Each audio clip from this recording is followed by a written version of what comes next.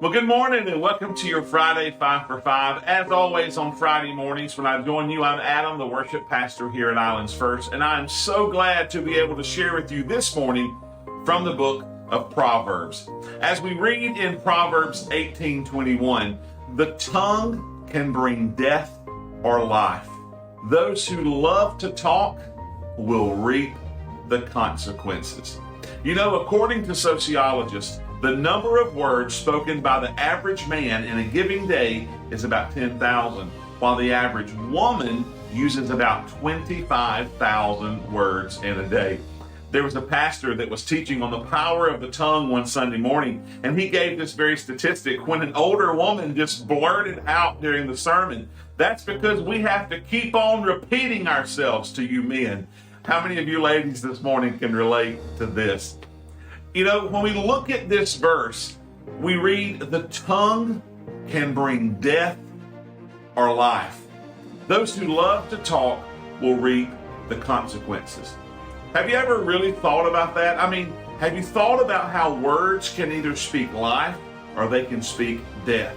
You know, our tongues can build others up or they can tear them down. As I was studying, I came across this from the Desiring God website. It says, tongues can be weapons of mass destruction, launching holocaust and wars. Tongues can be the death of marriages, of families, of friendships, of careers, of hopes, of understanding, of reputations, of churches, and even governments.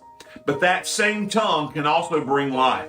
Tongues can reconcile people and make peace. Tongues can mend marriages, strengthen families, and encourage churches. Tongues can give hope to the despairing and even change the world as it shares the gospel. So this morning, I want to ask you, what will come out of your mouth today?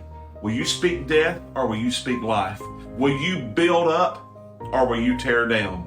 You know, it really does depend on what's filling your heart. And Jesus even told us that out of the abundance of the heart, the mouth speaks. You know, a critical heart is going to produce a critical tongue.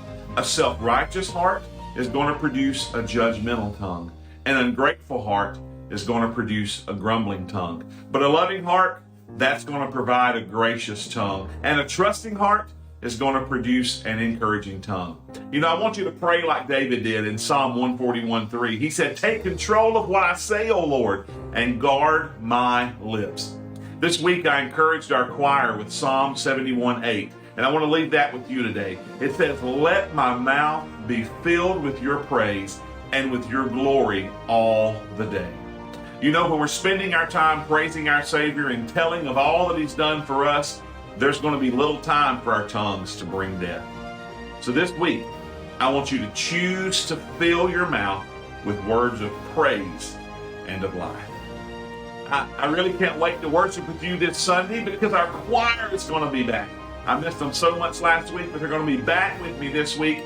And I am just excited about our time of worship together this Sunday at 9 and 10:30 on campus and online. So join us this week and invite a friend. We love you and we want you to have a great weekend. We'll see you Sunday. Bye-bye.